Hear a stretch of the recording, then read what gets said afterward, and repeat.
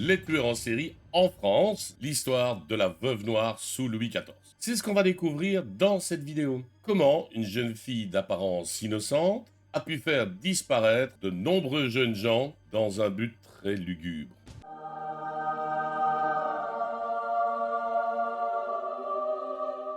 Bonjour et bienvenue dans l'antre de l'apprentivore, la chaîne où la science rencontre l'humour. Aujourd'hui, nous allons remonter dans le temps et examiner un cas de tueur en série en France sous le règne du roi Soleil. Et oui, les tueurs en série ne sont pas tous nés au XXe siècle et aux États-Unis. Olympia Guilford est une jeune demoiselle pas si innocente que ça. Qu'a-t-elle pu faire comme crime odieux? Dans quel but et comment l'a-t-on découvert? C'est ce que nous allons découvrir dans cette vidéo. Nous allons suivre les enquêteurs et nous verrons tout à la fin si cette charmante jouvencelle a pu échapper à la justice. Alors, si vous voulez en savoir toujours plus sur des faits peu connus, mais tellement intéressants, n'hésitez pas à vous abonner.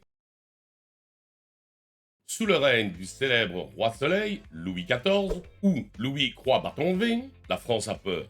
Enfin, pas toute la France, c'est surtout Paris. Mais comme d'habitude, ce qui n'est pas à Paris n'a aucune importance. Vers 1670-1680, depuis quelques mois, de jeunes fortunés, tous issus de bonnes familles et âgés de 17 à 25 ans, disparaissent mystérieusement les uns après les autres. Déjà une vingtaine de disparitions sont recensées. Imaginez l'effroi qui s'empare des Parisiens. Ils se barricadent chez eux à la tombée de la nuit, terrifiés, n'osant plus mettre un pied dehors. Et les rumeurs les plus folles circulent dans les ruelles de la capitale. Certaines parlent d'une princesse prenant des bains de sang pour se rajeunir. Une nouvelle Elisabeth Bathory, quoi.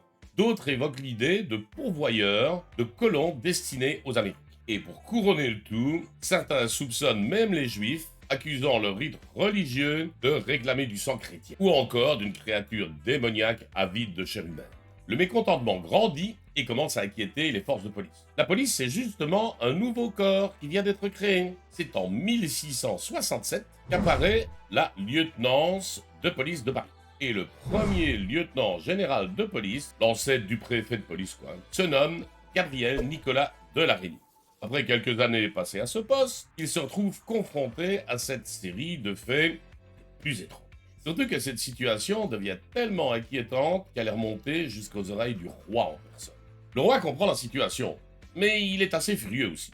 Il ne tolère pas qu'on puisse ainsi faire disparaître de jeunes gens. Non pas parce que c'est odieux, mais parce que vu que notre bon Louis XIV se prend pas pour de la il ne tolère pas que de si jeunes et vaillants jeunes gens puissent mourir autrement qu'en se battant pour lui. C'est du gâchis. C'est ainsi qu'il charge Gabriel Nicolas de La Reynie de mettre ses talents d'enquêteur au service de la résolution de cette affaire intrigante. Il lui fait bien comprendre qu'il n'a pas droit à l'échec et qu'il ne faut pas chagriner le roi, parce que c'est lui le chef et que sur une simple lettre, n'importe qui peut se retrouver en prison. L'égalité, c'est pas encore trop au bout du jour à cette époque-là. Notre cher Gabriel Nicolas ne se laisse pas démonter et mobilise ses meilleurs hommes pour traquer les meurtriers. Des ruelles sordides de la rue de la Grande Truanderie aux ruelles animées de la rue de Montorgueil, en passant par le quartier du Faubourg Saint-Antoine, des agents infiltrés se glissent dans les coins les plus sombres et malfamés de la capitale. Ils sont déguisés en mendiants ou en voleurs, ils scrutent les moindres recoins à la recherche d'indices. Les aubergistes sont interrogés, les prostituées sont suspectées, et hélas, cette initiative s'avère être un fiasco retentissant. En plus, ce qui embête fortement de La Reynie, c'est qu'en cette époque où l'aristocratie peut tout se permettre, bon, il se demande si c'est pas encore quelqu'un haut placé qui laisse libre cours à ses envies. Après tout, il sort à peine de l'affaire des poisons, donc il a déjà connu.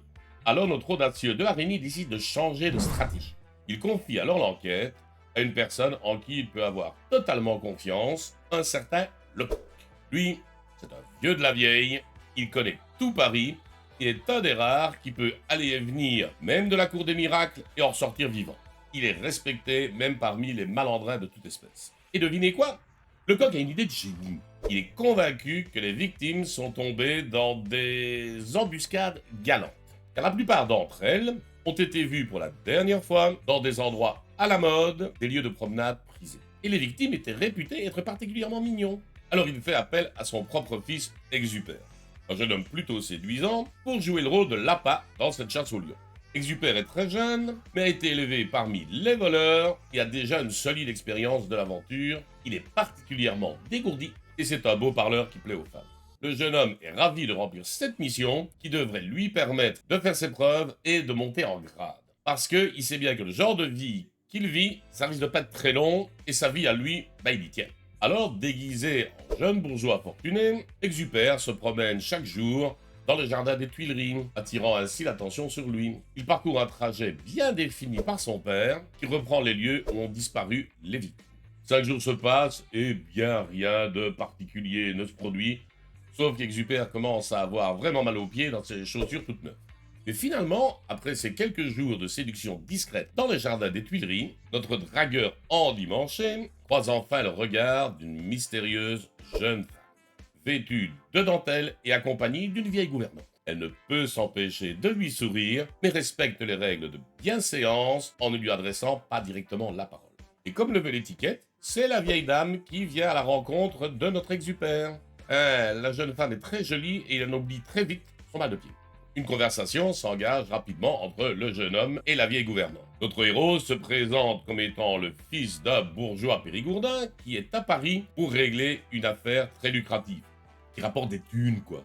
La vieille femme, quant à elle, révèle que sa maîtresse est la fille d'une marchande de la rue Saint-Denis. Autrefois séduite par un comte polonais du nom de Jabirowski, cette rencontre inattendue avait donné naissance à une petite fille. Voilà. Touché par cette situation, le comte Jabirowski décida de retourner en Pologne pour demander d'épouser la mère et de reconnaître l'enfant. Malheureusement, son voyage prit une tournure tragique lorsque des brigands l'assassinèrent en chemin. Informé de cette triste nouvelle, le roi de Pologne fut ému et déclara la petite fille héritière des biens de son père. Après le décès de sa mère, l'enfant fut recueilli et élevé à Cracovie. Elle était totalement ignorante de ses origines malheureuses. Ce n'est qu'à sa majorité que le roi lui révéla sa vraie identité et que notre pauvre orpheline est devenue une riche comtesse polonaise. Elle exprima alors le désir de se recueillir sur la tombe de sa mère à Paris. Elle y est donc installée depuis 6 mois et a décidé d'y rester. Ah ouais, quelle histoire, hein? Le prince charmant, la pauvre marchande, la petite fille, l'émotion du roi de Pologne et l'héritage. Exupère, qui sait quand même reconnaître des bobards quand il en entend, se dit que c'est quand même un peu collé-monté comme histoire. Mais bon, il fait le naïf et continue de se la péter grave. La Vioque, toute heureuse d'avoir rencontré un jeune homme de si bonne famille, lui propose un rendez-vous le soir même afin de lui présenter sa maîtresse. Exupère, qui oublie un petit peu sa mission au profit de ses hormones, accepte avec enthousiasme. La nuit venue, il retrouve la vieille dame sous le porche central de l'église Saint-Germain-l'Auxerrois aux alentours de minuit. Seulement, le parcours s'avère de plus en plus tortueux et sombre. Ça fait naître un peu chez notre héros un sentiment de méfiance envers son guide encapuchonné. Toute personne aurait pu se perdre dans ce dédale de ruelles, mais pas lui qui est né dedans. Exupère s'engage en compagnie de la domestique dans une grande maison de la rue des Orfèvres. Ce qui doit se passer dans cette bâtisse est assez clair. Un lieu de rencontre entre deux personnes désireuses d'une aventure sans lendemain. La vieille dame laisse donc Exupère dans un salon richement décoré, mais où il règne une odeur vraiment pas agréable. Cependant, l'arrivée de la jeune comtesse fera oublier à notre Exupère ses problèmes de nature. La rencontre se passe très bien, et ce qui devait se passer, se passa. Mais alors, la jeune femme sortit de la pièce pour laisser rentrer 4 solides gaillards armés de couteaux de boucher. Le combat risque d'être très bref. Exupère se met à crier, comme il n'a sans doute jamais crié auparavant. Mais les 4 gorilles sourient. Il n'est pas le premier à hurler ainsi à la mort. Mais il est le premier à être entendu. Surgissent alors dans la pièce le coq accompagné de ses adjoints. Oui, Exupère avait eu la présence d'esprit d'avertir son père de ce rendez-vous et ce dernier l'avait suivi discrètement tout au long de son périple. La maison avait été cernée en attente du signal convenu. Bon, le cri d'Exupère n'était pas vraiment le signal prévu, mais ça a quand même fait l'affaire. La lutte s'engage et tourne rapidement à l'avantage des forces de l'ordre. Les 4 gredins sont arrêtés ainsi que la vieille dame. Quant à la mystérieuse comtesse, elle fut arrêtée dans la rue par un des agents de Lecoq alors qu'elle essayait de sortir par une porte dérobée. Une fois le calme revenu, une fouille complète des lieux est organisée. Et derrière une tapisserie du salon, on découvre l'origine de l'odeur ressentie par Exupéry. 26 têtes, soigneusement conservées et embaumées, sont déposées sur des plateaux d'argent, prêtes à être utilisées pour des expériences anatomiques. Et un dernier plat vide qui attendait vraisemblablement la tête de notre jeune espion.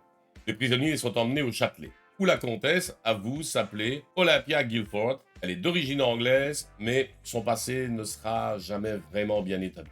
Elle avoue avoir attiré plusieurs jeunes gens chez elle et toujours de la même manière. Elle précise aussi avoir toujours fait preuve d'une certaine honnêteté en accordant à chaque victime la nuit d'amour qu'ils étaient venus chercher avant de les faire exécuter. Brave dame. Une fois les malheureux dépouillés de leurs biens, elle les revend discrètement et à prix d'or à des maîtres de la dissection. Les cadavres sont ainsi utilisés à des fins scientifiques, mais les têtes reçoivent un traitement plus particulier. Elles sont embaumées, conservées, car elles sont destinées à partir en Allemagne pour des expériences anatomiques révolutionnaires. Et oui, à cette époque, certains médecins commencent à s'intéresser à ce qu'on va appeler la phrénologie. C'est une théorie selon laquelle les caractères de l'individu pourraient être déterminés par les bosses qu'il a sur le crâne. Ces savants, avec plus d'un siècle d'avance sur leur temps, jettent les bases de cette discipline qui sera développée plus d'un siècle plus tard par Franz Joseph Gall, et dont je parlerai certainement dans une prochaine vidéo. Donc cette théorie dit qu'on a une bosse pour l'amour, une bosse pour la colère, etc. C'est d'ailleurs de ces théories que vient la fameuse expression « la bosse des maths ». Lady Guilford est alors rapidement envoyée à la Bastille. Quant à ses complices, on va les juger très rapidement et ils seront pendus. Quant à la belle aventurière, elle réussit à s'évader de sa cellule grâce à la complicité de personnes influentes. On parle même qu'elle aurait reçu la visite de la personne qu'on surnomme Monsieur, et qui est le propre frère du roi. Et après cette visite, elle serait repartie tout simplement avec lui. Il semblerait alors qu'on la retrouve un petit peu plus tard, dans la rue du Plat d'Étain, où elle est en train d'assembler une nouvelle bande, mais qui là s'occupe plus de cambriolage, une activité nettement plus discrète et moins risquée. Cependant, elle parvient de nouveau à échapper aux autorités, cette fois-ci en traversant la Manche. Dès lors, sa trace se perd dans les méandres du temps. Bien que des rumeurs persistantes laissent entendre qu'une mystérieuse comtesse polonaise est apparue dans la haute société de Londres.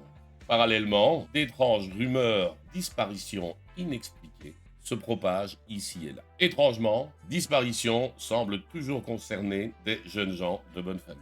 Voilà, ainsi s'achève l'histoire peu connue des sombres méfaits de Lady Olympia Guilford, une des premières tueuses en série recensées en France, et qui a manifestement bien profité du soutien de personnes haut placées dans l'aristocratie pour échapper à la justice.